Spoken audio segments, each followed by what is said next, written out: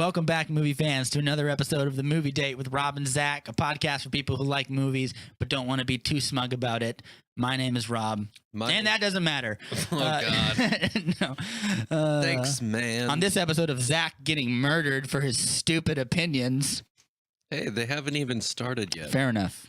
We have a special guest in the studio, peeps. Hey. My old high school classmate, college classmate, and my best friend who I never talk to or see that much. Hey, how's it going? Ryan Samurai. Ryan Grooms. Yeah, that's me. Thanks for having me. You're welcome. He's taking us back to school with his opinions about Aquaman. Shut up. Okay. Shut up. Shut up. What? No, it's fine. We talked a little before the episode about what I thought. Keep it together. Keep it together. I'm gonna keep it together. For the Can you keep it together? I'm barely keeping it together. I'm under full control right now. Yes. How was your week, Zakk? Tell me about your week. It was fine. I saw I saw a movie. That's all I did was see a movie. Yeah. You've been working like crazy, haven't you? I have. I'm gonna save my opinions about it though until you're ready for them. Okay, that's fine. I've been working like crazy too. I've had like 60 hours this week.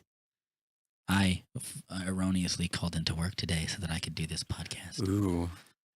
On the wild side. I'm on vacation, so I haven't been working at all. It's great. Yeah, we don't even get vacation at my work. Oh, sad. I know. Yeah.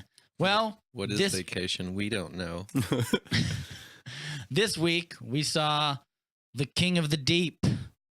Khal Drogo. Underwater Khal Drogo. We saw Aquaman. Yeah, it was so fun. Directed by James Wan and written by Will Bial. That's only one of the writers. Usually Zakk does the comp trolling for the episode.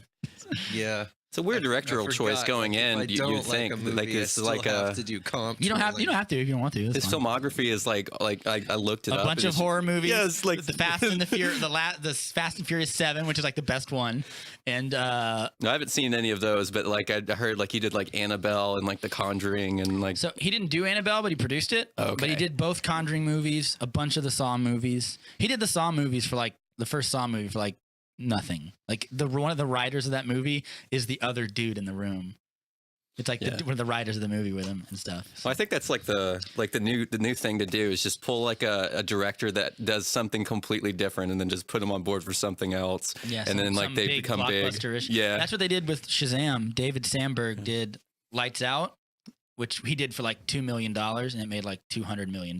So like, Jesus Christ, it's made us bank. And then he did Annabelle Creation, which everyone was surprised because it was better than the first one, because the first Annabelle was terrible. And it actually got decent reviews, and then he just went straight to Shazam. So wow, it's pretty. And then like good there for was you, like Sandberg. Sony did the Mark Webb thing with the Amazing Spider-Man. Yeah. But he had more stuff under his belt, I think, before he did that. He did 50-50, which is like, that wasn't an indie flick, but it was like, it's popular, wasn't it? I mean, looking at me strange. Was it 500 Days of Summer they did or something like that? I think he did that one too. Yeah. But I could be wrong. People like those. Do you like those movies, Zakk? Any of those movies? I've never seen you like them. 500 Days of Summer? I like 50-50. That's a nice movie. Yeah, I was about to say, Zakk doesn't like a thing. Shocker. Feel-good movie. Anyway. And then he comes around and makes this movie, this Aquaman.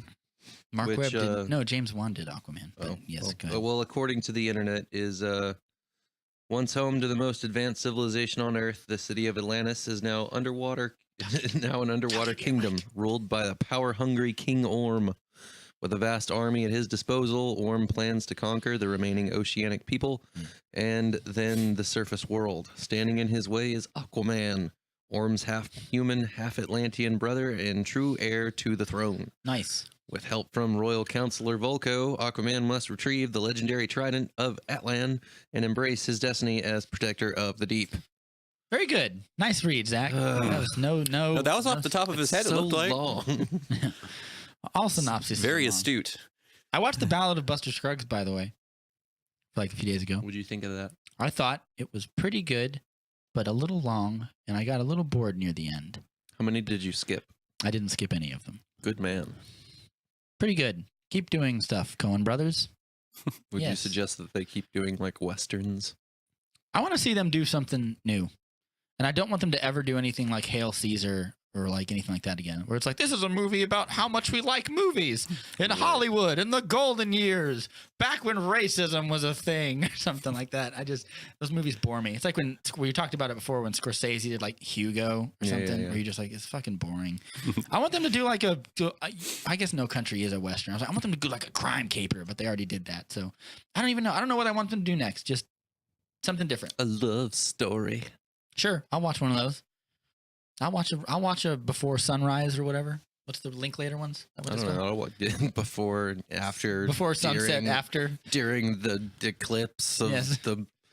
Yeah. People like those. Those have like a 99% on Rotten Tomatoes. These Ethan Hawke romance, like novel movies. Anyway. Maybe they're worth a view. Maybe we should do a special month dedicated to the Before Sunrise series. Yeah. Say that real fast. Before Sunrise series. Before Sunrise series. Time for. Does anyone have? We have some movie news. Does anybody want to go first while I look up my movie news? I don't really have anything, but we were talking a little bit before going on. I was bringing up. Are they still doing like the Avatar movies? Like I just randomly thought of it one day. Yeah. I believe it's coming out next year, but there's a chance that they move it. But I don't know if they have. They may have in already production yet. Yeah. Yeah. Oh, it's already. I believe it's already being shot. Like as we speak. It's like 3 movies at once, and it's like that could be potentially like good or just like complete disaster. Yeah, he's Peter Jackson in it. Chances are it'll be good because when you do something like that, you save money. Like Peter Jackson did all the Lord of the Rings movies in like it was like the whole shoot was like a year and a half. And they saved money by doing it all together that way. So did they do all 3 of those movies together, or did they like? Yeah, they shot it all at the same time. Oh wow! And then they kind of edited them one at a time as they went. I never knew that. Yeah, they started it in '99 during Phantom Menace time, which gives you a good example of like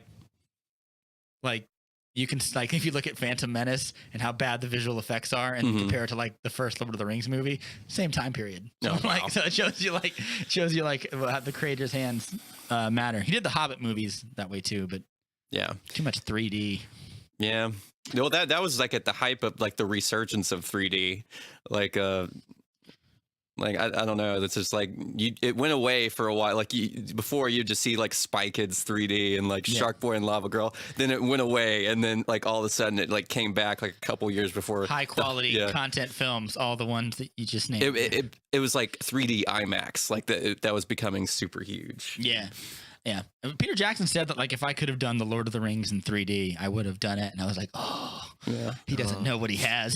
He doesn't know this great thing he's created. That's George Lucas syndrome right there. It is. I feel like. I have some Star Wars news here. Cassian Andor, your favorite, Ryan, is might be getting a series. That's so stupid. Film in 2019. I saw that last night, actually. I forgot about that. And I was like, this has got to be a joke. Who he is again? He's the forgettable guy from Rogue One. Yeah, of course he's forgettable. He's the guy who kills the dudes in the alley. He's the male lead. Yeah. You know who they should do? What would be a great like Rogue One-ish like spinoff? The blind guy, Man. Saw Gerrera.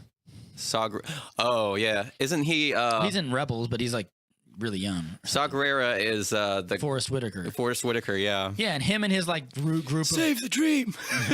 That's another example. We were talking about like reshoots and movies that are kind of like. I think that movie was kind of.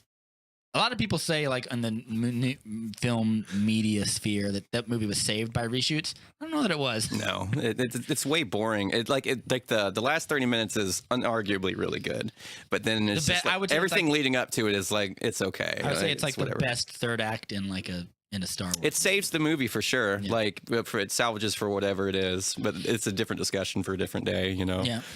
We can bullshit about it. It's movie news, baby. Okay, well, but I actually think that, I have strong opinions on Rogue One. If you look at those trailers and stuff, like the first trailer that came out, it looked good. When it's like Forrest Whitaker is like, "What will you become?" And then it shows her in like the uniform and she takes it off. I'm like, what's going on here? Like, I wanted that movie, and I feel like we got kind of a more Disney-fied version. For sure. Apparently, they said it was too much of a war movie, and I was like, that's what I wanted, though. That's what they need. I wanted Saving Private Ryan. They want genre. They need like genre crossing like movies.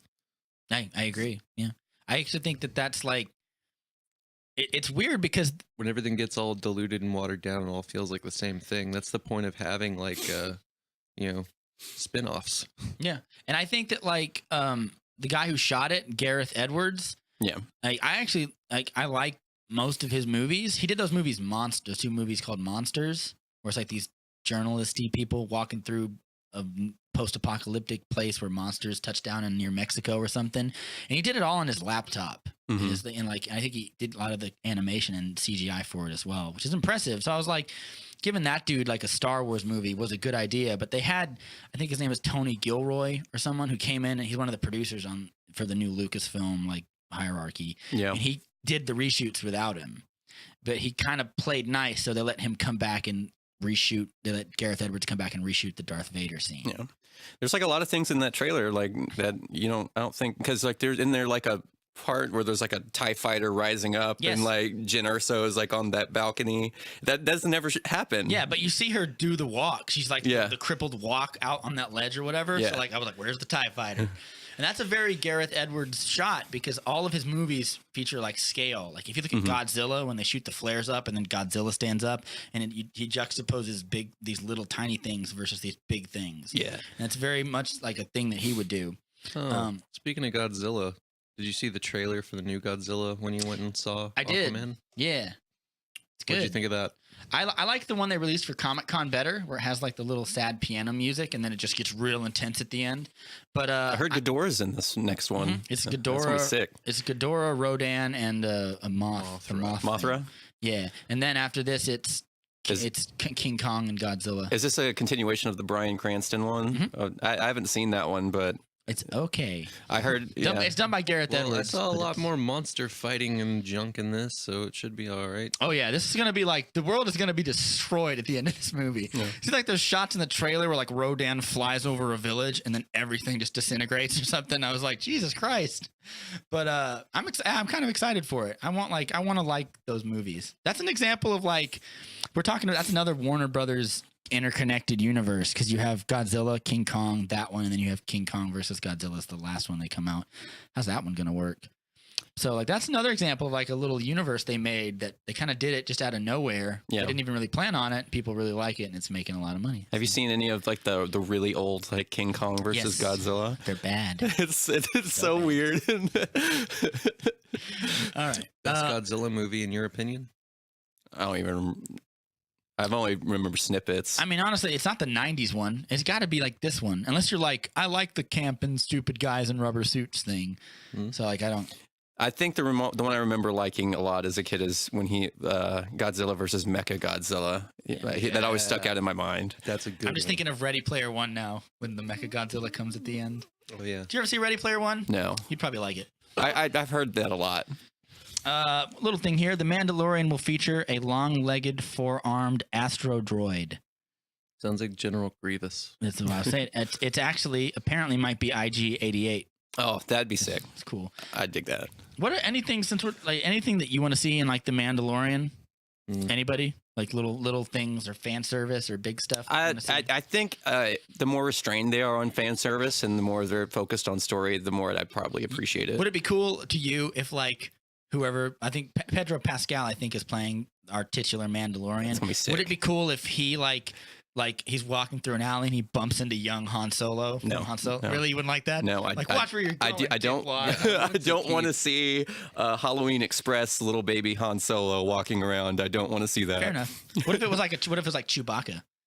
No, I Nothing. don't. I don't. Little thing? I don't want to. I don't want to see them bump into characters. What about the I don't like you either guy? I hated that. I hated that so much in Rogue One. To be something completely. Was that in Rogue One? I think that was Rogue One when they did when they shoehorned him in. Would have been great if like he kills him and just breaks continuity. It's like, wait a Cassian minute. Andor pulls out his gun and murders another man. His butt face friend like resuscitates him and just brings him to the bar, and like they're drinking away their problems, and that's where A New Hope starts. That's where Obi-Wan puts his hand. Your day's about to get a whole lot worse, pal. Jeez. What'd you say, Zakk? I'm sorry. Well, I was saying that it needs to be like its own thing. It needs to have like a tone that's separate from like the main continuity films, and it's gotta. I want it to be like. Kind of like Rogue One. I want it to be kind of dirtier. I want to see like. I think it's going to be for sure.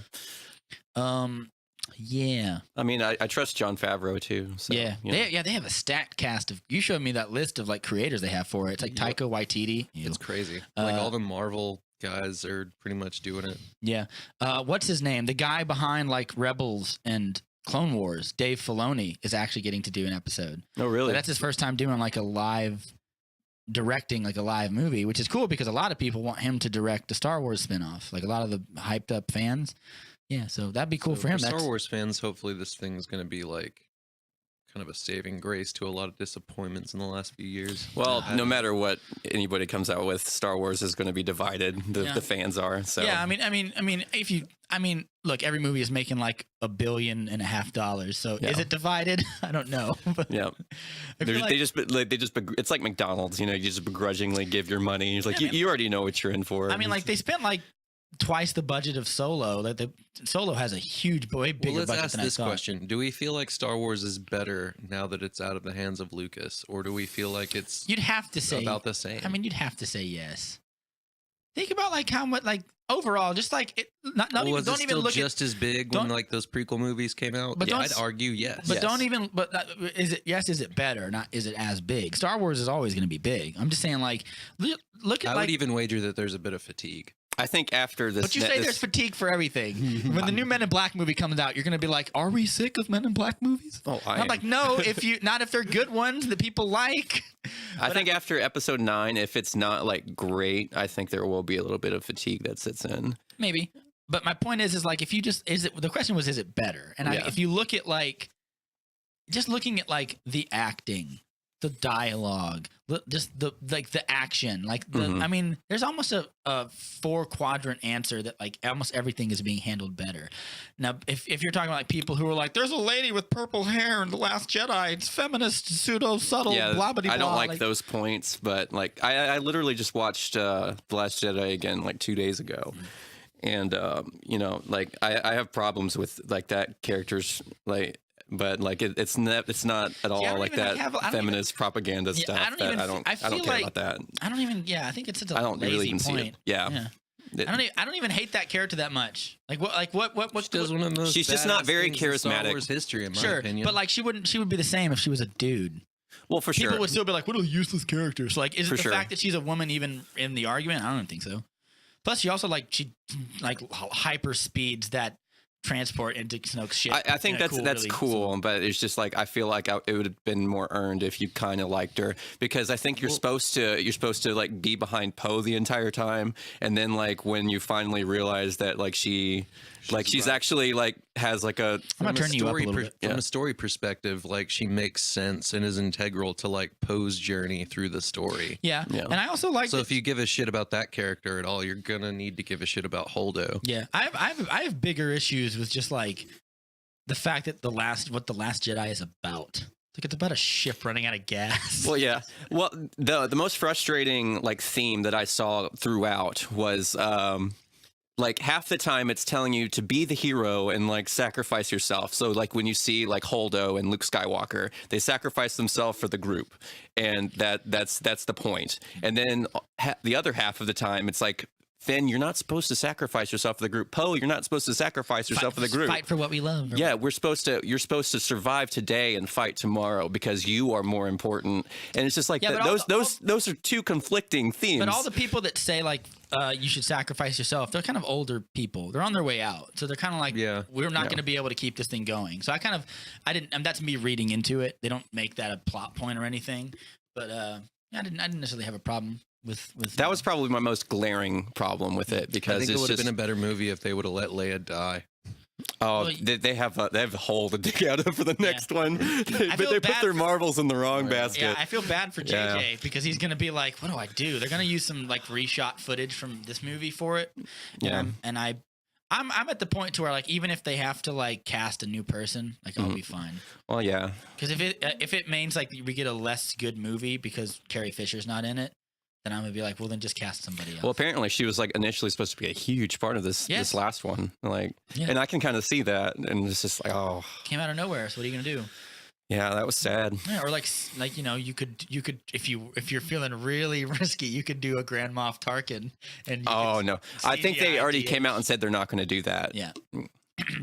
But yeah, I mean, all of these movies make so much money. The thing that frustrated me the most is when Solo came out after they kind of let Ron Howard reshoot everything. Which means, like, because Ron Howard is the only director listed for that movie. There's no Phil Lord, Chris Miller on it. No, not even in the screenplay, I think. They're listed as producers, which means he shot so much of that movie, or reshot so much of it, that the Directors Guild of America was like, he's literally the director.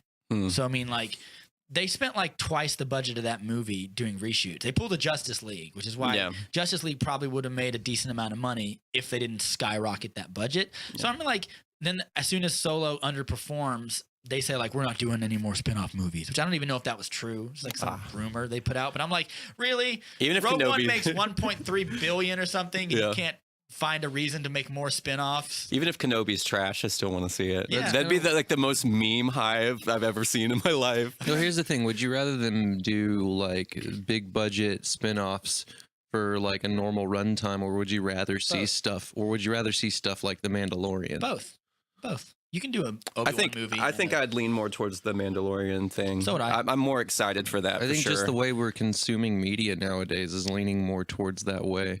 And I think that, like, you'd get more satisfaction out of something you can sit down with and take your time with than a big tentpole film like that. Yeah, I mean, I'm a proponent of just do both. You can definitely have your cake and eat it too with Star Wars. Disney has enough money. They'll find a way. I'm sure they will. I just want them to, like, whatever the next spinoff is, unless it's Kenobi, do something different. Stop telling stories that we already kind of know about. How does Han Solo get the Millennium Falcon and the Sabacc tournament? That was my biggest. I still haven't seen it, by the way. But that was my biggest problem with that concept. Is just I don't care. Like Han Solo is like, his arc is in the movies. Like you've already seen it. You don't need to see him before that. Plus, the mythos of Han Solo is just better when those things are kind of like left to your imagination. Yeah. You're going against your podcast point there, so I'm gonna point out some hypocrisy, because you said you didn't say that, because when we did the episode, I remember you saying, like, they actually do a good job at, like, making him a younger, naive Han Solo and making him earn, like, a certain outlaw. Yeah, I meant like they do a good job of, like, making you care about it, even though it's not really necessary. Yeah, for a movie that does all the things you, Ryan, think it's gonna do, like, where does he save Chewbacca, and that's why yes, that's exactly what happens. Does he play the Sabacc tournament? Yes, that's exactly what happens.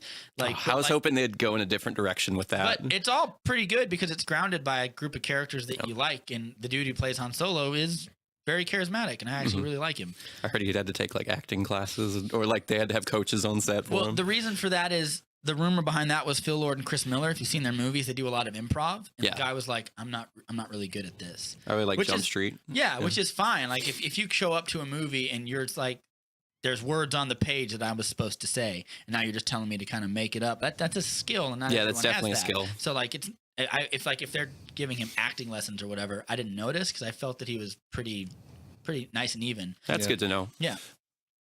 Let's get to. But anyway, I want them to do something different. If they do, like, a new Star Wars thing, for sure, like, because we know about Han Solo and we've heard about, like, the plans to get the Death Star and what's Kenobi doing. Like, these are all things that we could imagine. Like, give me, like, an Old Republic thing that we don't know about. Yeah, I think that Star Wars needs to work on world building. Yeah. Like, for a universe so vast, I feel like it's always about it's always confined. It's always confined to, like, sort of like a war story, and they did do a lot of world building, and then they just wiped it all out. So now they got to start over. Oh, is this the books argument? Where are my expanded universe books? Not just the books, video games, other things. Yeah, fair enough. What's the martial arts game? Masters of Terras. There's a reference to that in Solo. Is it? Yeah. Where Amelia Clark busts a move on somebody, and someone's like, "What's that?" She's like, Terras Kasi. And I was like, "Oh, that's cool. That's a little thing there." But no, like, do like a dark side story of two Sith Lords on the run from the. Like, I'd watch. I'd see that. I actually have. I've talked about wanting being interested in like a 10 episode like Netflix series of like young Palpatine. I'd be interested in like seeing him come to like he's starting out young and then like it culminates with him like in like killing Plagueis when he becomes Or Chancellor start something. with Darth Plagueis, and then like Yeah. at maybe the last episode of the Darth Plagueis series is Yeah. like, my name's Sheev Palpatine or whatever. Yeah.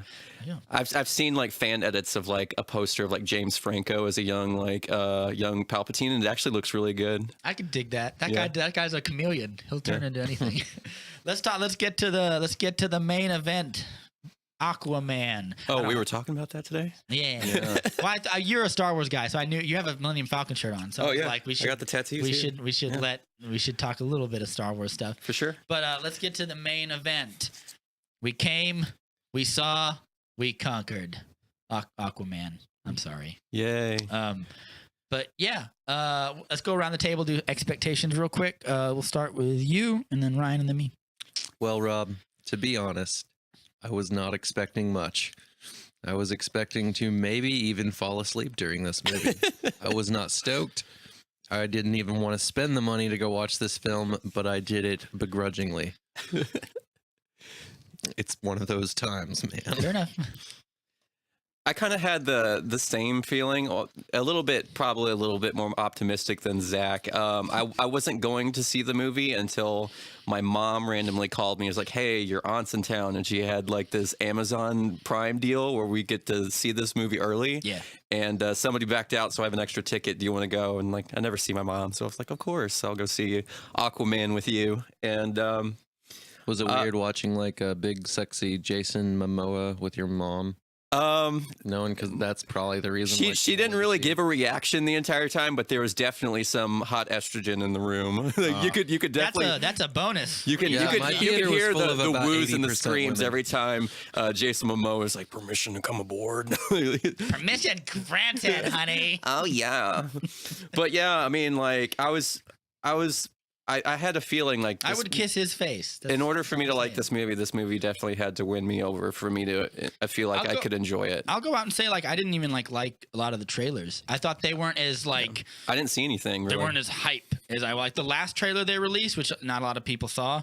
Like the first one for Comic-Con, I thought was okay. Yeah. Then they released this big like 5-minute long extended, not even a trailer, it was like an extended video of stuff from the movie, and that was pretty cool. But the last trailer I saw, it's like, and a lot of it is like, I say this to Zakk all the time, like a lot of it is music, like the whatever the trailer score is, that's what they cut the movie to, and they sort of like imagine the Force Awakens trailer that you love so much. Yes. But they take out that score and they put in like another piece from another trailer company that makes music. Oh, that'd have been It's hard because Yeah. like you identify the buildup and the Yeah. stuff with the trailer. So like the last trailer they released had like this really cool score that was really triumphant sounding, and I was like, yeah, I'll dig that.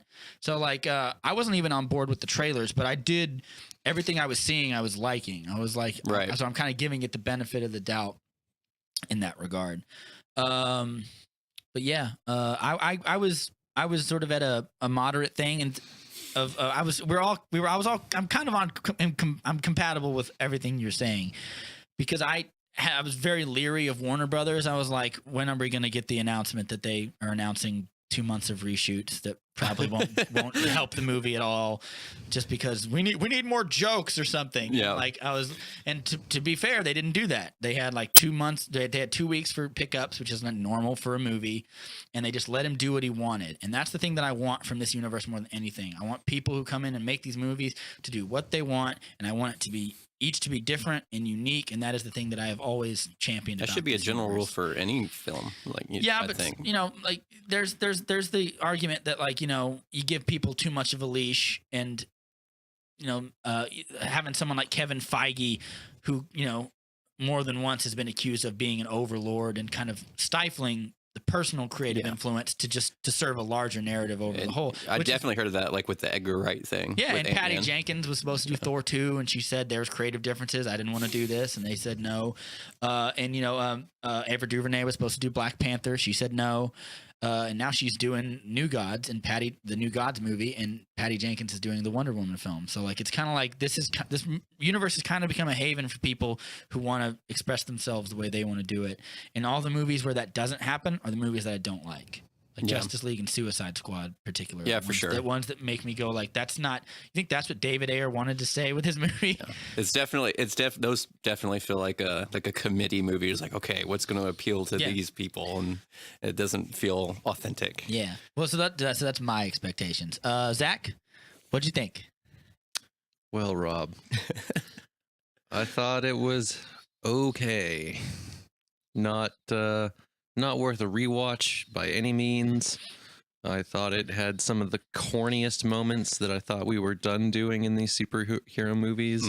I'll be interested to hear your examples for that. Dude, okay, so like it's not a spoiler. Spoiler-free, It's spoiler-free. not a spoiler, but that like the fucking intro monologue, one of the corniest things I've ever heard in my life. It's just bad. I thought it was good. I quite enjoyed that actually. I don't know, dude. I couldn't dig it at all. Fair enough. Like I couldn't dig This is going to be a tough one because I won't be able to get into specifics till spoilers. But that's fine. yeah, I know. Keep Like I couldn't dig Just keep it as vague as you can. things that made no sense, you know, things that were contradictory in the film. We're gonna have to talk Tons about of that stuff. Whenever I little bit hear later. whenever I Yeah. hear the words make sense in superhero movies, there's a part of me that just wants to glance and be like, "Would you shut the fuck up, please?" None of these make sense. They're about people who shoot lasers out of their face and purple guys with gemstones in their hands that snap and they kill half the universe instead of making more food or whatever. Like, There are still some. I'll give it rules this. you can follow. Overall, I thought it had some great action sequences and stuff. But like just the dialogue, even down to a writing perspective, I thought was just bad. we'll have to, any Bad performances. really Bad. That's the thing. We'll have to agree to disagree there. Rai, what did you think? We'll get into some non-spoiler kind of free-form talking in a second. But I kind of had again, just a little bit more of an optimistic outlook. I thought it was good, like not great or anything. I think DC is really kicking it on the individual stories. Like I think it's kind of like head to head with Wonder Woman for one of the. So I think it's better than Wonder Woman. You think so? Yeah. 'Cause the last act is way better. I have to see Wonder Woman again to get like a firm opinion on it. I really like the visuals. I think like all the underwater sequences is like stuff that you don't really see that often anymore. Plus the production, not at all really. The production design. Yeah. Like the way the world looks. Like what the ruins of Atlantis and statues feel like a very lived in world, which I think is kind of a cool change of pace. And I feel like it's really easy to follow. At least for me, it was like compared to like BVS or something, which is a little convoluted in It's not. comparison. Different conversation for a different day. But like Conversation for now.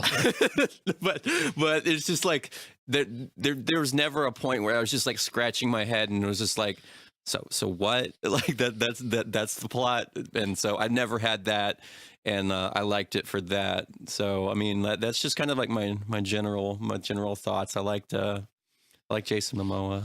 I thought he was, I liked him. I came out of the movie pretty happy overall. I think it's I don't like necessarily ranking these movies, but I actually think it's a little better than Wonder Woman because I feel like Wonder Woman is an easier story to tell, whereas Aquaman is legitimately challenging. Partially because people think he's a joke, also partially because like telling a story of like a conflicted man going to an underwater world and all this spectacle stuff, as opposed to a lady goes to World War I and like, you know, kind of changes people's hearts or whatever. That's an easier thing to do. I will say though, every time there's a new Aquaman, there's always this reaction. It was like, now we finally made Aquaman cool, and then it's just like the last like 4 Aquamans were cool. Like there's like the Injustice video game one. There's the one from like the Justice League cartoon that I thought was cool with the harpoon hand. Yes, yeah, Hookhand Aquaman, baby. So he's been sick for like a long time, but like they never stick for whatever reason. It's always the goofy orange blonde guy. Well, I've always said that Aquaman was cool. There's even a hilarious video of there's these like 3 radio jockeys and they're kind of shitting on Aquaman. This is around the time BVS came out, and it was in Detroit, and Zack Snyder calls into the program and tells them off for making fun of Aquaman. It's like it was the nerdiest thing I've ever seen. Where he's like, "Excuse me, sir, the trident of Aquaman can cut Superman's skin, and it was really fun. It's really funny if you can find it on YouTube. I think it's just the thing to do to make fun of Aquaman. And like, yeah, but I also think that's one of the reasons James Wan took it, because he was like, one, the ceiling is kind of lower to make him cool. Dude, I came into this movie like telling myself I'm not gonna make fun of it just because it's Aquaman. It was like all the other stuff around it that made me like go, No. like, nah, that's not good. Like, yeah. We'll have to talk about it. But I actually came out of the movie. I think I'm the most positive of the people in this room. There's 7 people in this room for the listeners. we have a whole jury Yes. just waiting to throw the hammer down on whether or not I have we're 2 doing assassins justice. waiting to blow dart Zack's neck. We got executives with knives at our throat if But, we speak too critically. But I actually came out pretty positive. In fact, for all the people saying, oh, it's fun, DC getting away from the dark and gritty, I was surprised at how serious the movie took its premise. Yeah. And I would actually found that to be very refreshing. I like the whole like we're pissed at you throwing your garbage in our oceans thing. Like the reason why they want to go to war or whatever. Just send them an email saying, please stop doing that first. Yeah. Have they tried that? Yeah. Did they talk about that in the movie? I don't remember. Well, that's actually tricky because, like, in the movie, they sort of set up there's one kooky guy on the news program who's like, Atlantis has lived forever. And they're always like, Nobody "Calm believes down, they exist. Calm down, crazy man." Yeah. And then there's like Wonder Woman and Superman and like fucking Steppenwolf comes to the planet. And like, but everyone's like, underwater people, that's ridiculous. And I was like, that's like, is it ridiculous, sir? Like, but I thought that part was pretty funny. I thought Black Manta kind of surprised me a little bit. Underutilized. Yeah. And I disagree, honestly. I thought think it was perfectly right. restrained. Yeah. Yes. And I also thought the way, I don't want to get into spoilers, and near the beginning of the movie when we first meet him, they Let's give be him honest though, that was like one of the most melodramatic villain setups I've ever fucking seen. Yes, you're talking around it perfectly right now because I can't was say what I want to bad. say. What? No, I thought it was great. No. I thought it was great the way they give him, like, they don't ever give villains. It reminds me of like an moments. early like 90s like superhero movie. It's just like it's so Yeah. over the it's like almost like a Saturday morning cartoon But type thing. what's better though? Like comparatively, is it better to give your villain an actual honest moment of motivation, even if it's like hyperized? Oh, I Or for to- sure or don't to- say it's a bad thing. I Yeah. was just like, That's my what thing, it I is. like what they tried to do. I just because don't think Black it was Manta- executed well. Because Black Manta in the comics is just all about I want to kill Aquaman. So like you can't do much more than that. So they do the best they can with that sort of arc for the villain, and I thought it worked really well to me personally. And I also like the way Aquaman handles it. He handles it in a kind of dickish way, and then he goes, "Oh, maybe I shouldn't have necessarily handled it better. Maybe I should use my brain and stop being such an idiot sometimes." Yeah, for sure. I like Patrick Wilson as Orm. I did too. I liked him a lot. I thought both villains were cool, but I thought it reminded me a lot of, and for all the people who are like kind of comparing this movie to like, oh, a movie about a guy who has to fight his blood relative for the throne, and people are like, that's not original. That hasn't been original for 1,500 years. Going back to King Lear or like Greek tragedies. So like people comparing this to Thor or Black Panther. I have those both written down in my notes. And honestly, I will say that this movie is just a better version of all the Thor movies. Well, better villains, better action sequences, better motivations. It's better than Thor 2.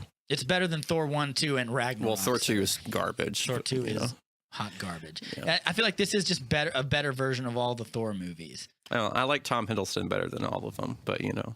Really? Because he's more memorable in the first movie. Yeah, he's in the first movie he's kind of sucks. But in 2 and 3, he's just like, I'm just mean leather jacket guy. I'm gonna double cross you, but it won't come to bite us in the plot because we're not gonna stick to any kind of actual. Like I feel like they're setting up for that though in this one. Oh, like with there's going to be like a kind of a dynamic there. You think? Sure, but if it's earned, that's fine. I'm just saying that like Tom Hiddleston is memorable, but in the next like 4 times we see him, it's just like nothing. It's like we're like okay, we're kind You didn't of like him in Avengers?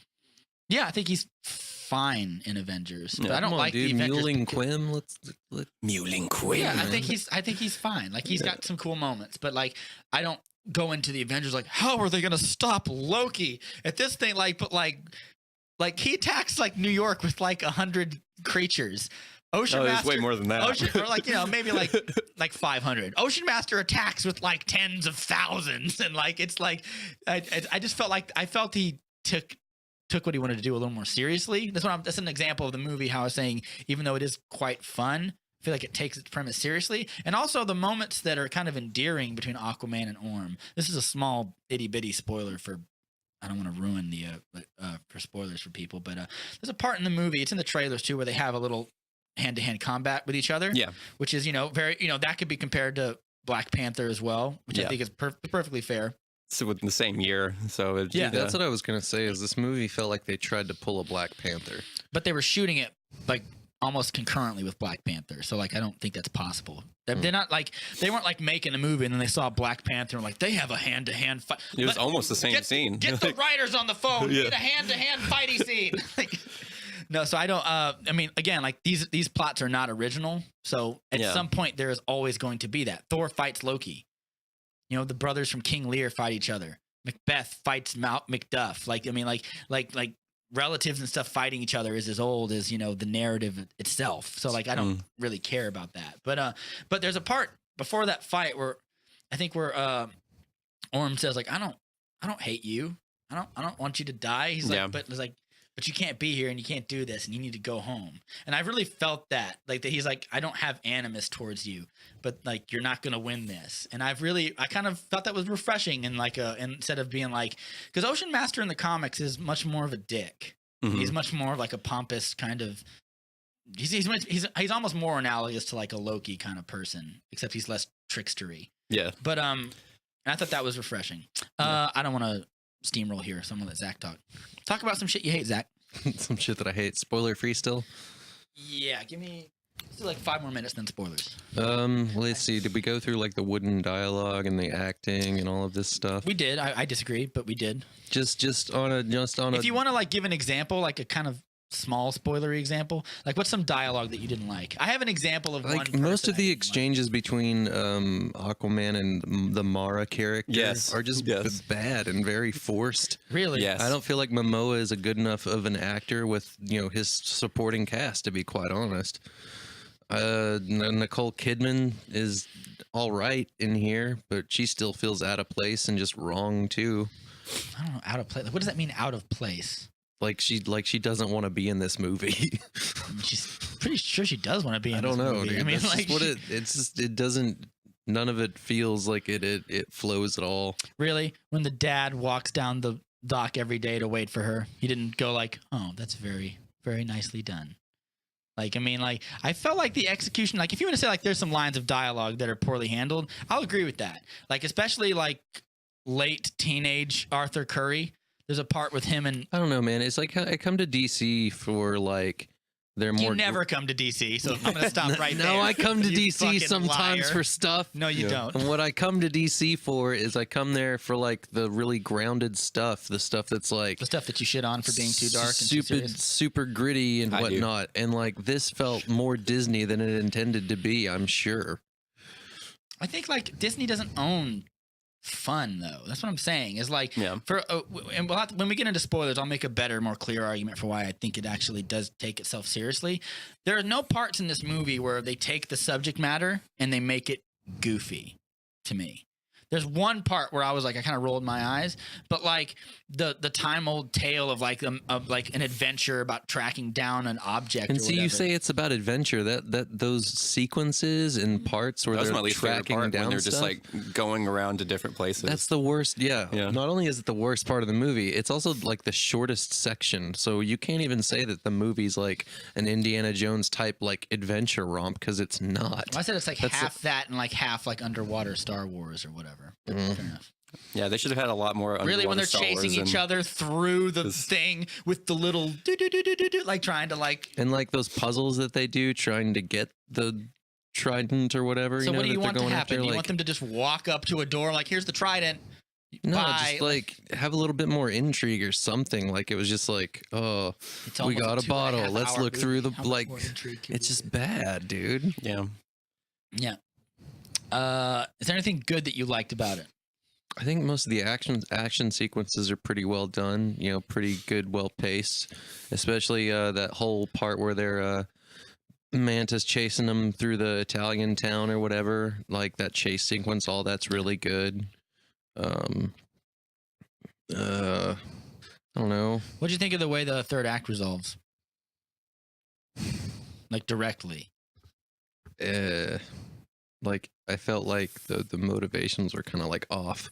Like I don't understand why the villain's like trying to like fight his own people and stuff throughout.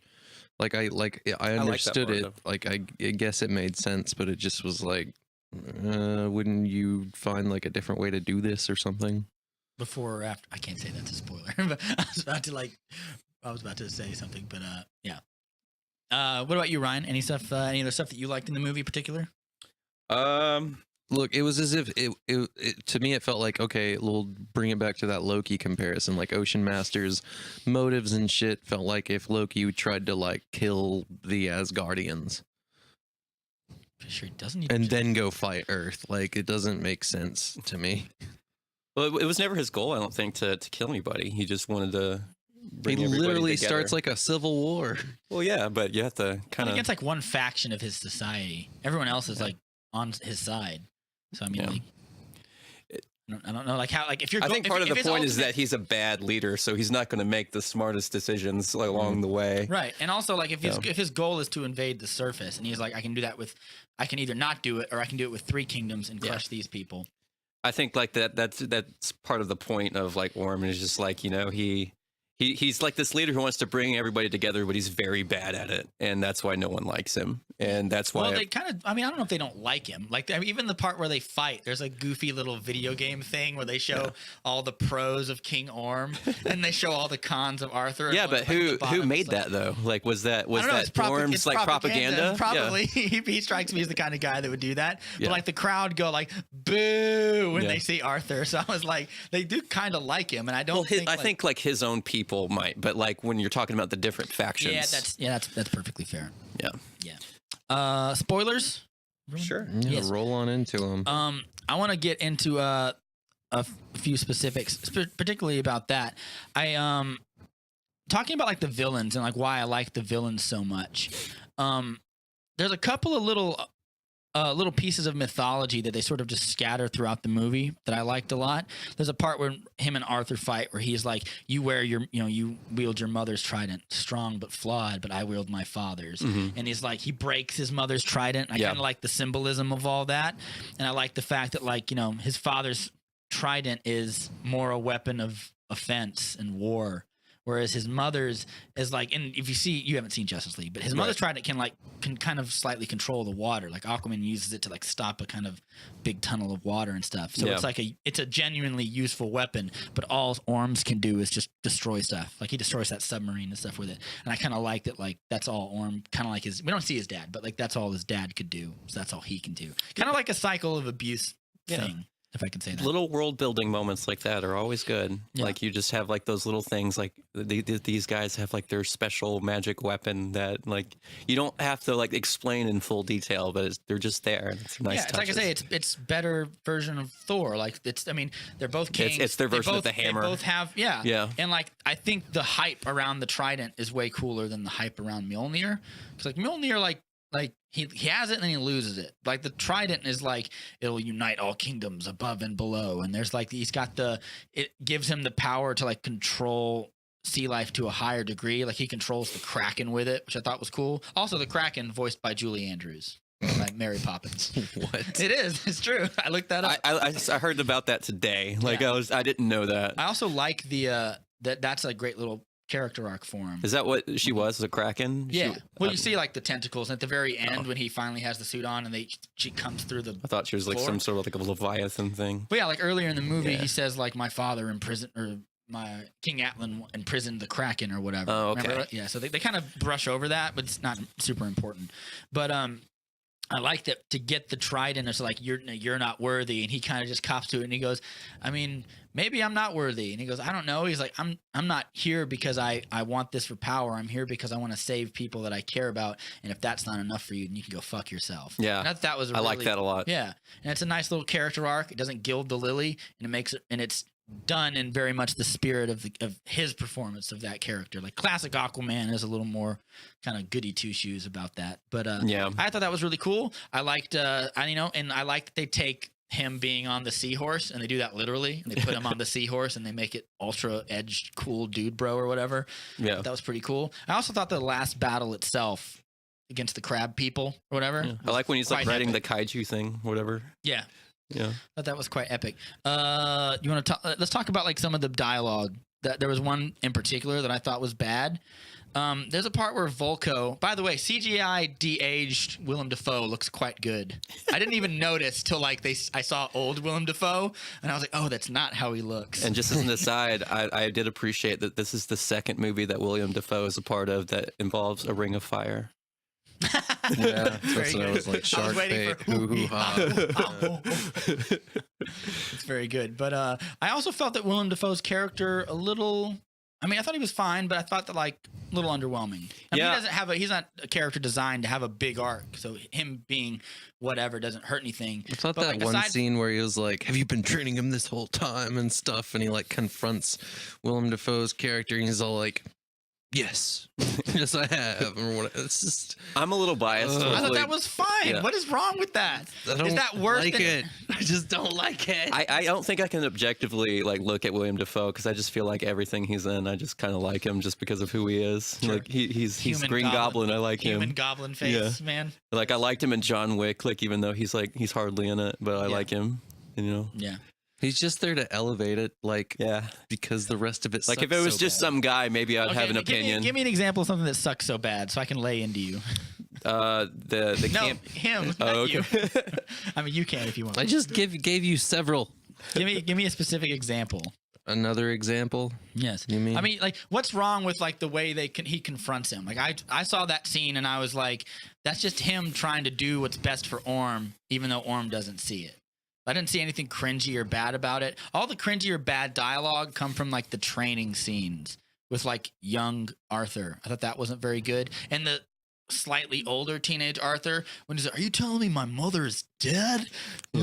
I don't know. Like, I just thought that was pretty bad. Yeah, that's Aquaman bad. was for sure an ugly And I also duckling. think like all of that stuff revolving. he's quite handsome. You're correct. Yeah. Whenever they're talking about like his destiny or like fucking like where you come from and all this stuff, it's all so melodramatic and not. You I are mean- the most well. important person just- to ever live. It just. But feels isn't isn't that inherent in the nature of these stories? Though I do appreciate though they didn't go as far as making him underwater Jesus, which Yeah, is why You can do that which is a stuff nice without so contrast. much dialogue and I guess exposition on it. Yeah. You know. I disagree. I think bigness is inherent in the story when you say you're going to inherit the largest kingdom in the history of the earth. It's just a bunch and a of holy weapon passed down from an ancient civilization that will let you control 70% of all life on earth. Like, I mean, I think there's a bigness to that. And I think not acknowledging that is kind of a cop-out.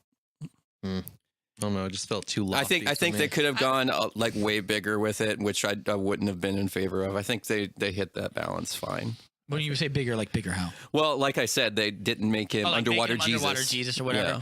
Yeah, I mean, fair enough. I think I think they nail like, I think They didn't make him a chosen one. sure, fair enough. I mean, they do with that, but they don't do it like as heavy-handed Yeah. or whatever. And I think that the reluctant hero thing is something Jason Momoa can wear really well. Mhm. I liked seeing the classic suit. Like, I liked the kind of suit he had in Justice I thought that League. was It kind of doesn't even goofy. explain where he gets the suit. Like how It's from the king who has the trident. He's Yeah. wearing it. but He it takes disintegrates it. before him. How about, no, it doesn't. What are you talking about? Also, how does he smell his armpits underwater? That makes no sense. You can smell things underwater, I'm sure. I don't. I think I'd drown before I could Just smell kind of- something. That's I also can't speak true. from He experience. can, also, they can also speak underwater, Also- which requires oxygen. So that's a His dumb power point, levels Zach. and shit are all over the place in this movie. It's Also- never quite understood what he can and can't do. He can Okay, so lift he stuff lifts heavy. this giant fucking sub, right? Yes. Like clear out of the fucking water, right? But he can't get out of some chains. I was worried about that earlier They're like, on. well, He gets stabbed with No. a regular knife, but bullets bounce right no, off he of gets him. stabbed with Atlantean It's steel, which is Atlantean designed steel. to do that. Yeah. Same thing as the chains, which are also Atlantean steel, which contain him. Don't peh. That's a stupid point, bitch. Yeah, I was nervous about that at the beginning, where like Black Manta and his dad are like fighting him at the beginning, like nothing's affecting him. I was like, oh no, we're into this. Like we're like there's no stakes because you can't hurt him, and then of course they progress it to where. And the way you do that is you bring the villain. Like that's a Superman question. Is like how do you build stakes into a guy who's so powerful? And the question is, you bring the villains up. You don't bring the hero, or you could bring the hero down. But I say bring. And I feel like there was like a lot of moments in this movie where it was just like they could go so bad with this, but then they end up not. There's like one little scene in the movie where like it's really early on where he's in the bar with his dad, and like these thugs come up to him, and he's like. You're that guy on TV, and it's everything's pointing toward like they're about to fight for no reason at all, and it's going to be awful. And then they're just like, "You want a picture?" Like, I'm like, okay, that's fine. I like the montage of the pictures. It starts with him like this, and then he's like, He's like all right, and then it's like, and then it shows him like collapsed on the bar or whatever. That's pretty cool. Yeah. Also, I'm sure Zakk hated that because he hates things that are fun. Apparently, Now I get to use your arguments against you. How does that feel? Probably one of my least favorite aspects is that like it's already a long ass movie, so I mean they had to cut something, but like at the very beginning, like when he's like a kid and he's like touching like the shark tank or whatever, and then it just cuts to like something else, and then it's never really addressed until like the end. You don't even need to show the touch the glass scene. I agree with that. The only reason they showed it is to cut back to it like at the very end when they do it again. Sure enough. Yeah. Yeah, but his mom... Because the focus is never really on his childhood. Yeah. I'm 50-50 on that. Like, I think it works cool. It worked. It's one of those things where, like, the first one doesn't work, but the second one works. Yeah. When he gets the trident, he has, like, he guides all the sea life towards Orm or whatever. I was like, that's epic. Yeah. The first one's not. But you need the first one. My to argument make the second is one like, if you have that scene, you need to focus more on him as a kid. I'm not necessarily in favor of that either. And it makes the movie longer. Yeah. Which is fine. I actually didn't... This is one of those movies where I'm like, it's long and there's nothing you can do about it. There's really nothing else that I would cut. I mean, maybe except for that scene. There's really nothing else I could think to like cut that would make it shorter. Probably like the middle part where they're just like gallivanting around looking for the trident. It was probably my least favorite part because it also has like that, like the chemistry between Jason Momoa and what's her face. I didn't care for too much. Yeah, I thought it was fine. What didn't you like about it? Oh, it's just I don't know. It's just it didn't feel organic. Like there's like some like of course in like superhero movies like there's like I guess since we're comparing Thor and Natalie Portman that's not good. Like I didn't care for that, but I don't care for this either. And there's like some like Tony Stark and Pepper Potts. I kind of believe that. I believe that relationship, but I don't really necessarily believe that like this one here. Like there's never that moment where like okay I like these two together. There's too much like. Similarity between what happens with his mother and his dad and stuff, and it's too cliche for me. What do you mean similarities? About her like committing treason and all this stuff. It's like he only likes her because she's like his mom. Yeah. What are you talking about? Who only likes who because of his? Like Aquaman only likes the Mara character because she's like his mom. Oh, that's some Freudian knowledge right there. I don't know if I agree with that. Like, that's a correlation without necessarily a cause. No, dude, he thinks she's hot because she like broke the rules and like. He thinks she's hot because she's actually hot. I think her hair sucked. I think they should have got like an actual redhead. Maybe, but I mean, like that hair looked awful. That was distracting. Here's my I mean, I thought the hair was like too bright. I want to know how much they spent on the CGI just to make all their hair. That's the Ronald McDonald red right there. Hair what's hair floating technology? How much did they spend on it? Did the hair a lot. Did the hair floating? It never distracted me. The hair floating. Yeah, I was like, okay, that's a silly point. Did the hair floating ruin the movie, Zakk? I don't know. Okay, then the answer is no. I just feel like with Aquaman, I've had to suspend my disbelief more than any other superhero movie. Really? I find that hard like to believe. Even more than like Guardians of the Galaxy and shit. Really? You believe that a man who is also a planet will turn into other little men and have sex with other people across the galaxy? Before you would believe? Rob. That is ridiculous. I can't. And like, how is Aquaman the only person who can control like sea life? Because all the other dudes are like riding on sharks and seahorses. He's a halfling. Because he's the only one that's a half breed. But they're all riding on sharks and shit. Like, why? What's to say they can't control those things? Like, how did they corral them? We can ride on horses without controlling them. Would you grant that? So same shit. I think point for Rob. There's a lot of holes in his. There's not holes. You're just not using your brain. There's a lot of holes in his power set, man. There's not holes. You're just not using your brain. You're turning the suspend your disbelief meter down because you don't want to like it. as opposed to like leaving it at 50 and just judging. Like, look, here's something that I think is unrealistic in the movie when the octopus plays the drums. That's I don't even remember that. It's when right before they have the ritual combat. There's Okay. an octopus playing the drums. Oh. I thought like that's an example of like something that I thought was silly and wasn't funny and was corny, and then I didn't enjoy it. You didn't remember it, and it's happened so quickly that it doesn't matter. Yeah. But that's an example of like what I would do is I would have like a bunch of armored fish dudes doing it or something to make it more a little more intense or whatever, or serious. Yep. I actually thought that the relationship between Arthur and Mara, I thought the thing that like made it more believable was when he shows her the surface world, she sees that it's not all shit and that there's actually people up here whose lives do have value. Yeah. And that's the thing that I thought was handled relatively It felt well. very Disney Channel, I'd say. Like Sure, like a but you know, yeah. I mean, Isn't it the way that's played out? yeah. can you give me an example like of a story this big where the love story could be that small though? That's the thing I think is like You don't need Maybe- it to be a love story. If you want to do it, like, I don't know, maybe just build up their like friendship or like Yeah, the fact do that the- they do can like work the well friend- together do like first, they and did then like in do that in the next movie. If you're Yeah. trying to force them together, I could concur I mean with they're that. literally comic book counterparts though. So like you kind of have to acknowledge that they're going to be like yeah. king and queen. Well, don't rush it. Like, Make it spend like The Office, like Jim and Pam. Do we have that much time? Yeah, sure. Was it like 4 seasons? Have a No, it was like 2 or 3. have a little faith in your projects, Well, man. there's a reason why you believe. There's a reason if why, movie like you slightly mentioned it before. There's a reason why underperforms you for Warner believe. Brothers, they'll That's true. abandon ship. Well, I There's a- mean, there's a they reason why already you can pissed so dig- much money on this movie anyway. It was just like, why not? You know? There's a reason why you can dig the Iron Man and Pepper Potts thing, right? Because that's a But it built it relationship up over that a was long time. built up over several movies. And it's built up in the second movie. They become a couple in the second movie, and it's teased all throughout the first one. Yeah. So the difference is one movie. Is that what you're telling me? At least give it a movie. And also, what I said was like, can you think of something that big? Iron Man is not as big as Aquaman. He's the ruler of the largest kingdom in the world with a holy weapon, and Iron Man is a guy in a suit. It's smaller, so you can do something. Yeah, but that's a Marvel little more doesn't really thoughtful. have any big movies like that outside of like the Avengers. Like, you know, I would say like Thor is the one I would be Thor. comparable to. But Yeah. like, my point is like I don't know if it's possible to do something like so small and intimate. And first of all, I don't think it's the greatest thing in the world. But I thought like the relationship between him and Mara was fine. I think it was just the aspect that could have been the most improved on. Yeah. I'll agree. Okay, I'll agree. Yeah, I'll agree with that. Sure.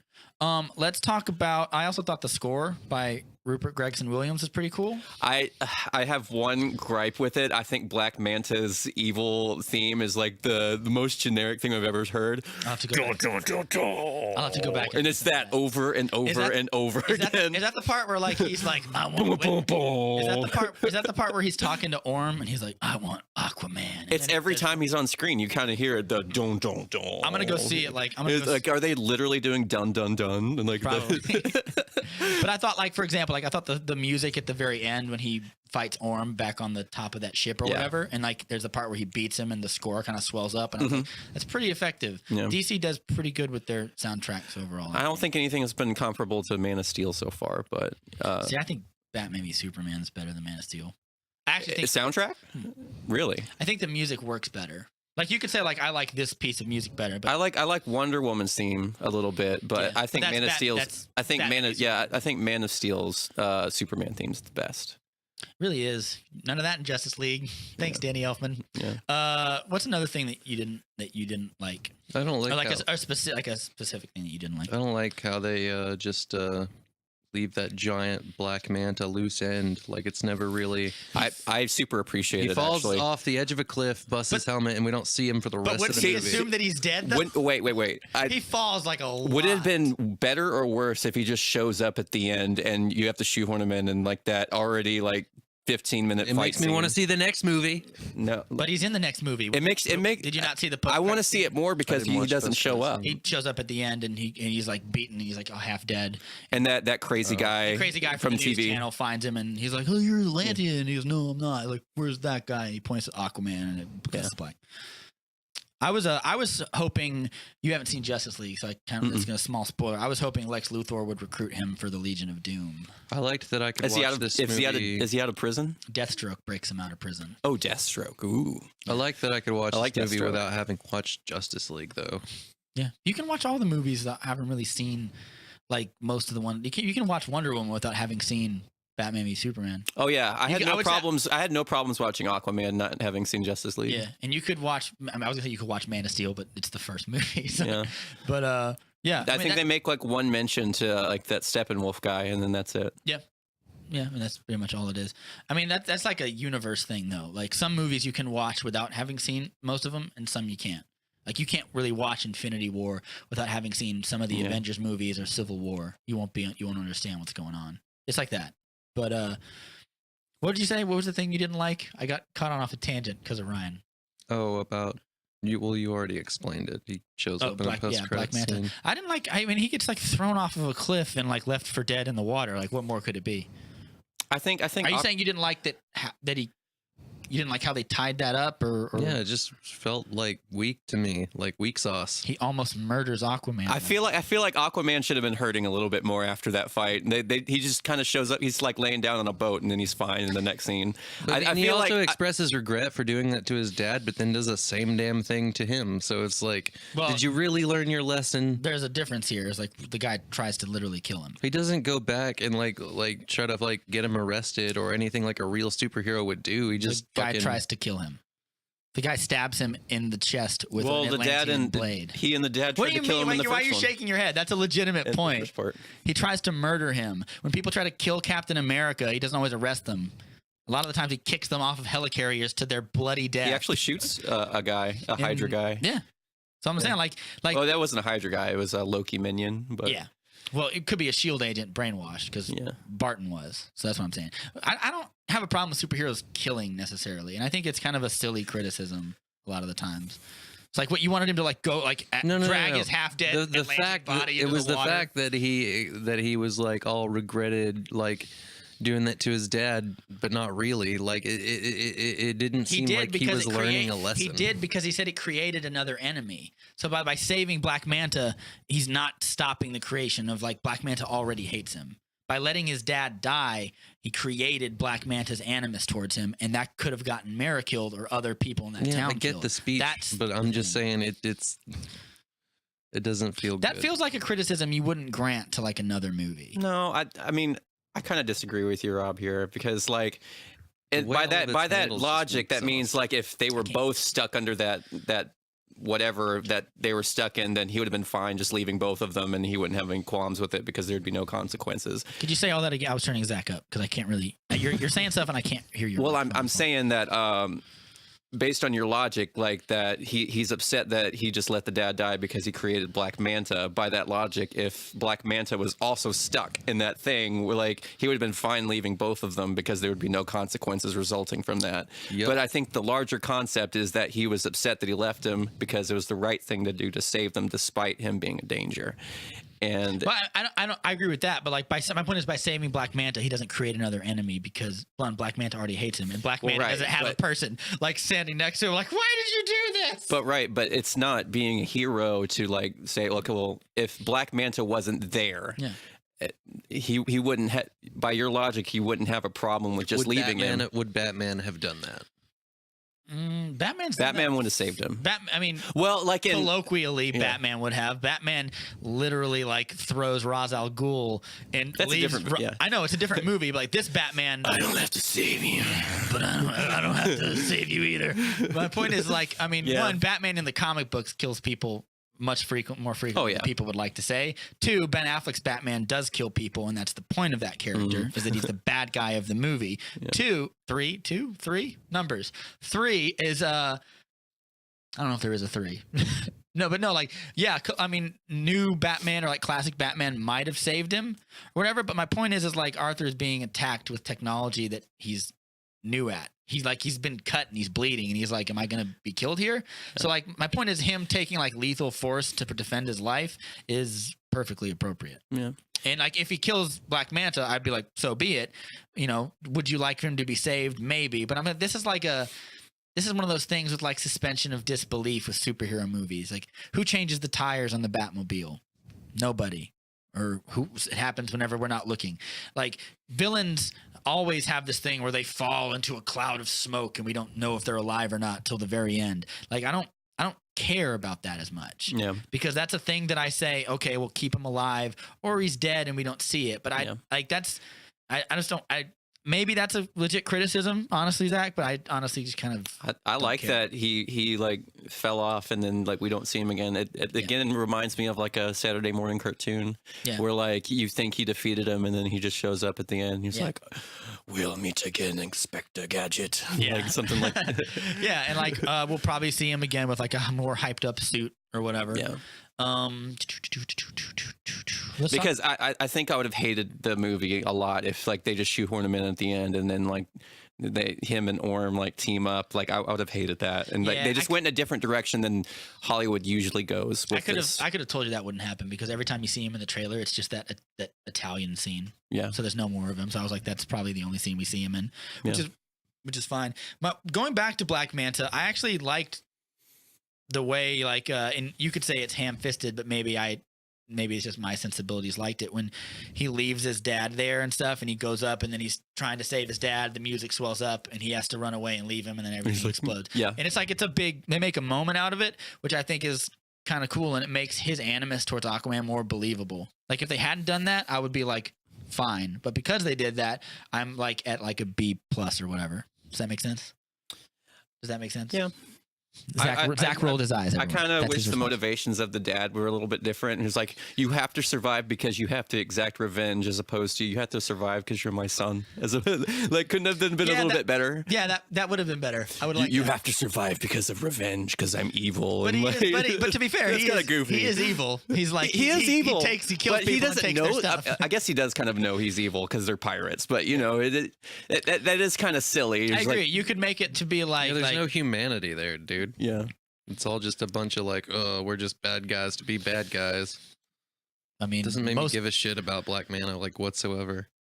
I don't know if that's true. He's handing over the keys to his piracy. He gives him the knife and stuff as a passing on of father and son. Even that line of dialogue is so just like fucking for no reason, dude. Like it should have been. It should have been. What does it mean for no reason? Like you don't have to. I'm hearing these buzzwords. Let him like spell it all out. I'm hearing these buzzwords like doesn't make sense for no reason. Like, and why does the movie exist? What's the reason for that? To make money? Like, I mean, like what reason could it be for him to give him that knife that would make you go, oh, that's cool. I like that. Something other than what I got. Like really, like this was my grandfather's knife. Well, and he went back to the sea to be a pirate. I was under the impression like this was like the coming of age like mission, and then like Black Manta was going to take over the keys after this point, and then, like the other guy was going to retire, and then like it goes wrong, and then I just wish that they used those last moments to be like, you know, like you are like I have this empire for you. Yeah, you're and making that's why you need to survive, as opposed to you need to exact revenge. Yeah, because that's all we live for. You're making the arguments that he should be making, but he's not. He's just been like, it doesn't make sense. And you're like, I would have liked it more if perhaps he was like, I'm also a son of a bitch, but you are my son, and I like you because you're a son of a bitch like me. So be a son of a bitch and kill him and leave me here. Or what? Like that's a criticism. All I'm hearing is like kind of like I just can't get nonchalant past, hipsterism. I just can't get past like the poor writing and what they say in general, man. It's just. None of it flows good. It's all super wooden. Flows good. Nope, it don't flow no good, Rob. It don't flow no good and better than the last one. I think a lot of it just had to do with the fact that I just didn't want to see this movie. Yeah. And so I didn't want to see it either. It just kind of slowly like whittled away at me as time went on. I was like, okay, I'm in. I'm on the ride. Yeah. Might as well try to enjoy it. I do want to see Shazam though. Like I'm stoked for that. Because Shazam is definitely the poster boy from what is dark. Shazam looks like it's going to be a lot of fun. I didn't have a lot of fun watching Aquaman. Didn't you just say earlier that you go to DC for dark, gritty, and intense, and there's something different? That's like literally a hypocritical argument. Nope. It's not. I mean, DC. Like I said before, DC is really knocking it out of the park with these one-on-one like hero stories. So look, like I think they should do more of those. And like, I know that like. We have strong opinions on like the like going out of the gate with BVS and then Justice League like right after that. It's not right after it. There's 2 movies in between it. There's 6 movies to get to the Avengers. There's 5 movies to get to Justice League. Yes, but it's like okay to say like the content of the movies. I almost wish that like Aquaman came earlier, because like there isn't too much in the way of plot that would where you would like Like that would make it an inconvenience to the rest of the thing. So it would make you like. That's fair. It'd make you like him as a character more, and you'd feel a little bit more invested in him. I'd imagine in Justice League. I haven't seen it. Yeah, but I feel like to do that, like that, the point of, I mean, it's weird. I'm trying to talk around Justice League while you're saying that, but like at the end of Justice League, and it's handled, in my opinion, not very well, but it sort of sends everybody off back to their corners to deal with their problems. Barry goes back to like, you know, I got a job, Dad. I'm gonna be working at a crime lab. It's very Joss Whedon-y. It's very much like this is like supposed to be the Marvel's phase 2, except DC, but it's just like, well, there was never a phase 1 for half of these characters, so it's just. I would say you don't have to have a solo movie for everybody. I agree. You don't need Hawkeye and Black Widow don't need solo movies and whatever. And I would say just more than like 2 of them, you know. Like technically you've had 3. Well, Batman didn't have his own. He was just tacked on to one of them. That's true, but Batman doesn't need his own solo. Well, right. That story. Yeah. That story is about I'm old and I don't care about criminals anymore. And I'm hanging it up, and I'm gonna kill Superman. And I'm gonna plot his murder. Like that's, you could do a Batman movie, but just have like one more. Like Aquaman would have been like that. That would have been the nice one. Yeah, or like the Flash. Like I'm not saying like I do a few layups before you go for the big one. I'll extend an olive branch and say like my favorite DC movie, like BVS, I think stands on its own over in this corner. But like Man of Steel, Wonder Woman, Aquaman, they all have a lot of similarities to me, and this is one of the big points. They're sort of origin stories. Well, they're origin stories, but they're origin stories that are way outside of the norm. They don't really operate the way like like the first Spider-Man movie does, or like the first Iron Man movie does. They're not about a guy has a problem, like a guy, like the Marvel thing is the Marvel. Well, let me make my pitch here, damn it. Like if you look at like Iron Man, like a guy is a dick, makes powers, learn lesson. I am Iron Man. Also, they do an I am Aquaman at the end of this, which I thought was pretty I kind of chuckled at it, but then like I really liked the imagery at the end when he comes out through the water, and I was like, it's really mythological and very like you would see it as a splash page for a comic book. So I was like, that was pretty dope. My point is, the origin stories are about mythology, whereas in DC, in Marvel, they're about like, this little story about this guy who has a problem, usually like who's a dick, like Ant-Man. Yeah, he's a prick and he's a criminal. So Thor is banished to whatever. So Doctor Strange gets his hands broken. I'm just saying this objectively. You're more into like the world building than you are just like character studies. I wouldn't even say. I would argue that these are better character studies because it's about mythology. That's the difference between DC and Marvel. Is that like DC is all about like, these characters get their powers from birth, and so their births are inherently a bigger deal, and you have to spend like Man of Steel spends a lot of time on Clark's childhood. Oh, for sure. And it's some of my favorite stuff in the movie. Wonder Woman spends some time on her childhood. And it's about growing and like finding one's place in the world. I feel like, and that's all 3 of those movies have that in common. Even you could say Batman v Superman, like Batman's story. There's pieces of that for him, where growing up and finding what, like, I mean, you see him at the end of that road. Like he found his place in the world, and it was shit, essentially. So like, that's the thing that I like about this movie, and all the mythology, all the giant statues holding their tridents up from like some bygone age. Yeah, all the presentation of like Atlantis, him earning the right to the trident, all the bathed in Arthurian lore is the stuff that I think DC does very well, and I hope that they do that with like Shazam and the Wizard and like the 7 deadly sins and all that. My one thing is though, I like tastes of it. I don't like everything explained to me. I like the trident thing. I like little bits of it here and there, but I don't want to go into the whole background behind where it came from. Like all that heavy. I like the mystery. It's kind of like what we were talking about. It's kind of what we were talking about, like with Han Solo. You don't need to know exactly where he came from, but he has like these things about him that you find interesting. I agree. Like if you leave some bits and pieces in there, I think it works. The imagination is a very impressive tool. And if you leave a lot to it, I would compare it to like they don't quite do the same thing, but like in Man of Steel, they sort of tell his story in like kid, older kid, near adult man. And it's like it's a different type of story, and it's very much a. But my point is they tell it kind of broken, so you get sort of ideas of what their life was like, and then you sort of fill in the rest with your gaps. Oh, they do that kind of in Wonder Woman, and they do it here as well. And I think that's interesting because you don't really see a lot of like the Marvel people from any other perspective other than where they are like right now. Well, the way like Man of Steel was set up was very much a result of like the success of like the Dark Knight trilogy and like how Batman Begins did that, and like I feel like they were going on that road for a long time. and then they kind of like moved on to their own thing at this point. But and it was very more character study-ish, and and while Marvel was more like, it's more about liking your characters in kind of a smaller world. It's not so much the world they're in, it's about going on this ride with these characters that you enjoy. And it's usually about like, typically it's about, I have to see Captain Marvel. I predict they will do something similar with Captain Marvel, but I imagine there's some sort of like moral lesson to learn. Yeah. I'm not anti-moral lessons, by the way. I'm just saying, like, after a while I get kind of tired of it. Yeah. Because like I want a little bit. I feel like after this I like most of Marvel stuff. I feel like after this next Avengers, it's going to be on a downhill slope from here, boys. We'll see. They have Fantastic Four and stuff now, so maybe they like some cool Galactus. Oh yeah, they got Fox. Yeah, but who knows when they'll put that in there? Yeah. What were you saying? You said like, what is an example of like exposition? Like, do you know what exposition is? Yeah, like when they're sitting there and explaining the trident for like half the movie, like, and why it's important. It was like one scene. And all of the like bloated dialogue that Orm has with all the other elder guys. I mean, like, what do you, that was kind of silly. What do you want? It's like they got to explain all these freaking like ancient laws that's not to how us. biology works. I'm sorry. Go ahead. They got to explain all these like ancient laws to us and stuff, and that like paragraphs. That and I'm exists just like, in every dude, kind of fantasy, though. There's always an expositional mythology.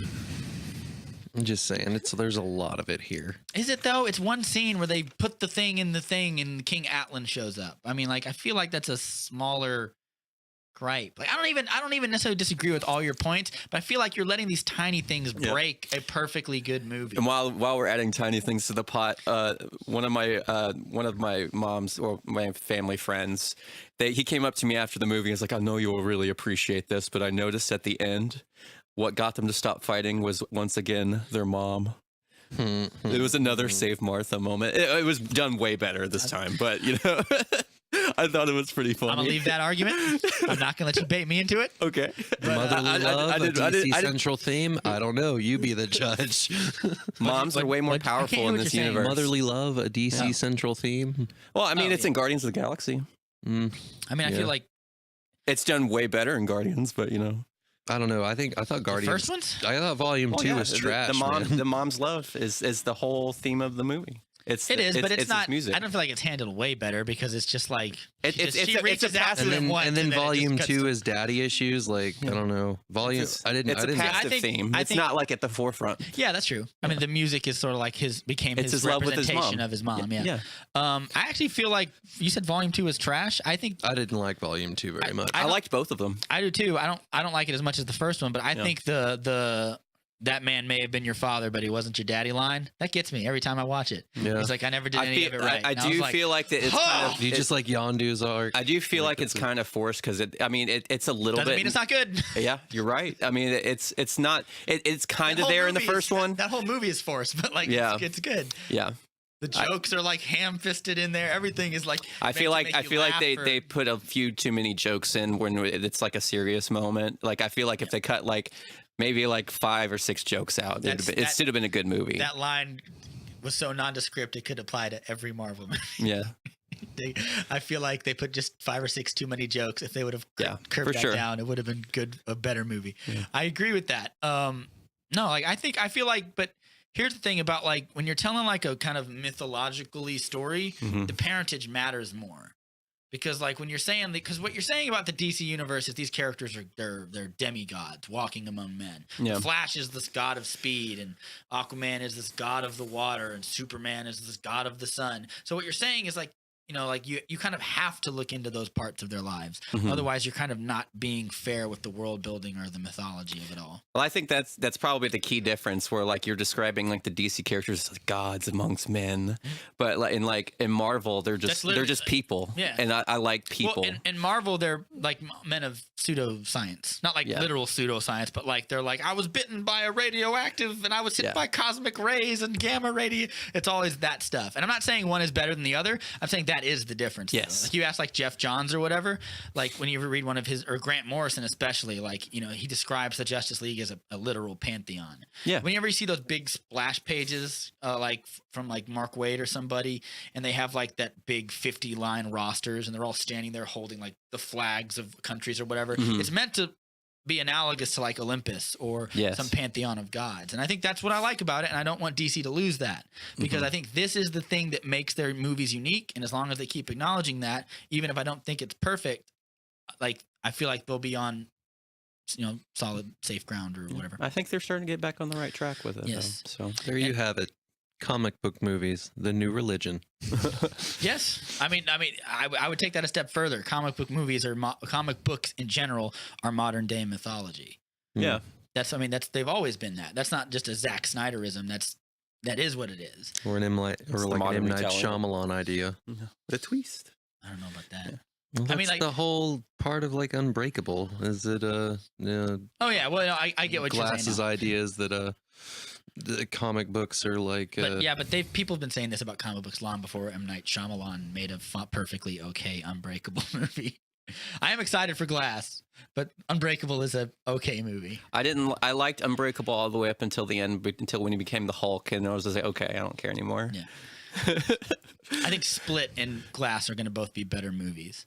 Well, But, that's what I was talking about. Split. I'm sorry. Yeah. I haven't seen Unbreakable. No, I love the part where he's like ripping the things up and he's eating people. That's No. when it gets crazy. No, because it was like this. It was like self-contained, like psychological thing, and then like all of a losing sudden he me, has Ryan. superpowers. I was like, You're losing me. You lost me. You lost me, baby. yeah. I think that's what makes it good. It just took me by No, such it isn't. surprise The that I end- didn't like it. It the was so Bruce dumb. Willis cameos, what makes it good? And- I mean, it's still good besides that, but like that's when it gets like, oh my god, this just became 10 times better for me. That's just me. I don't even like Unbreakable, but that made Unbreakable a better movie by not just You think having that in Split there. makes Unbreakable a better movie? Absolutely. Oh, cool. Okay. Because the that's kind of under the surface in Unbreakable. There's other people like this out there, and this guy who has multiple personalities is just one of them. There could be a million of them. You don't know. It's like it's M. Night Shyamalan's kind of X-Men-y thing. My point is, superheroes are modern day mythology. That's what I was trying to get at. You got me on an M. Night tangent. You came in with your leaves and grass and The Happening and something. Shut up, Hey Zach. man, I'm not defending The Happening. I know. The Visit was. I'll defend The Village, but I won't defend The Happening. Yeah. No, but like I feel like that's a accurate thing though, because like if you look at like Greek mythology, it holds the same place in our like society as comic books do. Yeah. I mean, they're ongoing tales that would never begin or end, and you just sort of open the comic book from wherever you're at, and you just keep going. Mhm. And I think that's what superheroes are. Even if like Marvel isn't as, even if Marvel is a little more sciencey and DC is a little more myth based, I think it works for either or, except for like Ant-Man. Ant-Man's not anybody's mythology. Yeah. So I think I've done a good job of deflating Zach. Thank you for coming, Ryan. You're going to be the new co-host from now on. Yeah. Zach, get the fuck out. I came thanks in for with having such me. guile, but I was just like, I don't feel like Do it. just being such a hater. Do it. Lay into it. I can take it. I don't know. Like my opinions sound just like Yes, they do. hating for Yes. hating's sake. Yes. At this Oh, point. yes. Even though I feel like in my hardest of hearts, like they're for a good reason. Are they for a good reason? I feel like if a Spider-Man movie did a lot of this stuff, you'd be like, genius, 5 out of 5, 5 stars, give it all the Oscars and make new Oscars and give it What those are your two. thoughts about like Amazing Spider-Man 2? Loves it. Really? Amazing Spider-Man. Do you love 2? that movie? I don't love that's that movie. that's my Yes. least favorite superhero I movie Thank of you, all love Ryan. time. that movie. Of all time, that might You be my told me least favorite. outside you think it's like, you said it's like one of your favorites. I think it's better than Amazing Spider-Man 1. I disagree with that What? wholeheartedly. It's not even better than this. It's barely better than any of the Raimi Spider-Mans. Yeah. It's I like the very first Raimi Spider-Man better than than Spider-Man 2. Really? Yeah. Yeah. I think the There's only an thing argument that first movie does wrong is the fact that he shoots webs out of his arms. A lot of, I web mean, technically shooters. 2 and 3 do that too. I watched. And those. that's just like a fanboy criticism, really. I think Spider-Man 2 has just got it's everything that's Spider-Man good 2 is way more timeless for sure. Spider-Man 1, I feel like, is dated. a and little like bit at this everything point. that's good in 1 is just a little bit better in 2. Like all the action's better. Yeah. There's that creepy Evil Dead moment in Spider-Man 1 where they fight in the graveyard and it's kind of Yeah, it's badass. It is. I think it's cool, but I'm saying like that's where Sam Raimi was like, I'm gonna sneak this past the fucking. Like you get hints of all kinds of different eras of Spider-Man in the first Spider-Man movie. Like you get hints from like Ditko era, you get hints from like McFarlane era. I'm just saying, Aquaman. Like, I mean, it's funny that you don't like this, but you like Amazing Spider-Man 2. It's crazy to me. This is head and shoulders, knees and toes a better movie. Yeah. I would definitely watch Aquaman again over Amazing Spider-Man 2. Yeah, like just for the just spectacle and action, it's a better movie. Yeah. Like watching those hand-to-hand combat scenes, it made me go, my God, like where was all this stuff in like Thor Ragnarok? Yeah. Like the awesome action-y battles. I didn't like Thor Ragnarok very much. I think you know. You know that, right? told me that before. Yeah, just shit like that. And no, it had some I bangers hate that though you're during so the fight different scenes. from me, and I love you for it. Isn't it I hate great? that I love you, and I love that I hate you. Aquaman could have used some Led Zeppelin while he was fighting though. Look, I'll give that Aquaman Pitbull this. Africa cover was amazing. That song was in there for like 12 seconds. Why does that song exist? Who's the producer that's like, get Pitbull on the phone? We need 12 seconds of. It reminded me of, remember the Replacements when you get like the 4 seconds of like the 4 the seconds of a Offspring hit song, or and then it something? just goes away. Yeah, it was like that. But I like the score though. I feel like Guardians is the only movie that has cool soundtracks. Like technically Suicide Squad has one, but it's just thrown into the movie. No. It's not like Suicide Squad is like, oh, these songs are popular. Let's put them in randomly for no reason. But they're good songs, is my point.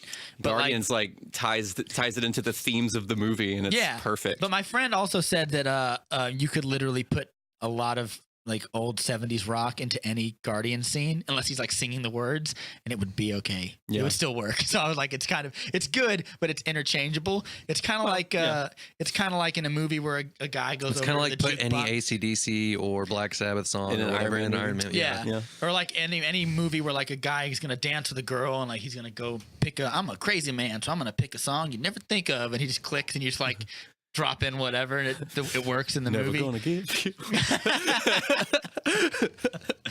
Very good. Anyway, Well, what's next on the docket, Rob?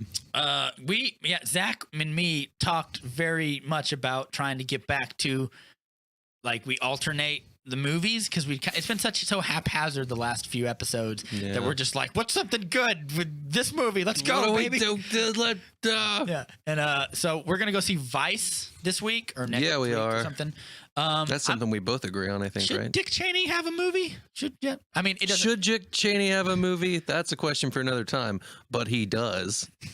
So we got to go watch it. Well, no, I mean, even if I didn't want to see it, we'd still see it because I respect your choice. Hmm. Even though you don't like Aquaman, which means you're an idiot. Ryan, I was going to say something and you just totally made me forget. Oh, yeah. Should Dick Cheney have a movie, Ryan? As long as it doesn't involve hunting. Oh, it's in there. I think there's a hunting scene in there. It is in there. There's no way. It's in there. He's got the vest on and he's No.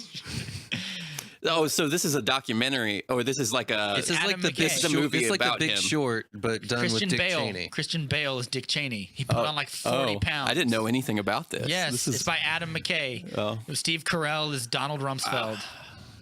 I don't want people to like Dick Cheney. Neither do I. Yeah. Yeah, it's getting like But thanks to Adam McKay, we'll love all the bad guys of modern America. Tyler Perry is Colin Powell. He actually looks very much like him. Steve Carell does not. Well, look I like the Donald way he Rumsfeld. paints all these characters in The Big Short because none of them are like doing these things, for the benefit of the common man. They're all we don't- selfish banking dudes. Well, we don't know yet. But we kind of get the sense of it the way Oh, you mean you said The Big Short? Yeah, in The I'm Big sorry. Short, the way he plays them, that like, well, wouldn't you do that too? Yeah, Like but that's kind of how he likes to set it up, and that like they're only doing these things because they have to. yeah. There's parts where they reference that though. There's parts where like Ryan Gosling says, "I can feel you judging me." Holding this money right now, like I'm not the bad guy or whatever. So there's kind of parts where they reference that. I don't know how you're going to do that with with Dick Cheney.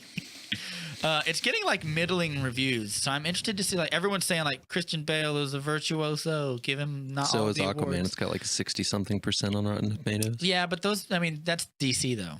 I mean, there's always going to be a 20% deficit of Rotten Tomatoes shit. Meanwhile, Ant-Man and the Wasp is like 90,000 80%. or whatever. Like what? Yeah. I thought it was. Yeah, it's funny, but it's what I call Thor Ragnarok syndrome. It's funny, but not much else. That doesn't mean I I didn't hate. even find it funny. I found it very Attack of the Clones. Like, well, there's like actually like a part like it's very the Phantom Menace, like where they're like Talking about Ant-Man and the Wasp. no, in Thor Dark World. Also not Thor Ragnarok. Oh no, never mind. But there's like a part in like Thor Dark World where they're like Thor and Loki are like in this ship and they're like escaping the whatever they live in. Where do they live? Asgard. They live in Asgard, and like they're just bickering between each other. And there's like this is like the part in the bongo where like they're going to the with planet Jar Jar core. Binks. Yeah. Yeah. It was like, I never want to be reminded of the prequels when I'm watching, Marvel. Fair enough. But yeah, I'm interested to see like what people are not liking about it, like the Big About Short. Vice. Oh yeah, about Vice. I said the Big Short. Yeah, so I want to know like because it's like it's getting like performance-wise, it's getting good reviews, but like that's like a 40% of kind of people who are just like not liking it or like whatever. It's just weird because it screams like a big Oscar baity thing. You think it'd have like a 90 whatever on it. Yeah. Anyway, Zakk, do you have anything to plug?